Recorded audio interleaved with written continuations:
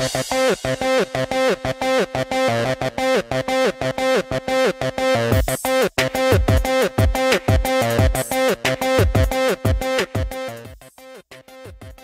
po sa Pinoy Scoop. At ito ang balita ngayon. Sa episode ng It's Showtime noong Huwebes, umamin na si Billy Crawford na girlfriend niya si Colleen Garcia. Matatandaang 7 buwan na ang nakalipas nang una niyang inamin na nililigaw siya sa kanyang co-host. Ang dalawa ay naging open sa pagkakalink sa isa't isa kahit inamin lang nila ang kanilang relasyon nitong Huwebes. Matatandaang sinabi ni Colleen na hindi siya mahilig maglagay ng kahit anong label sa isang relasyon. Sinabi rin niya noon na hinihintay lamang niya ang tamang panahon.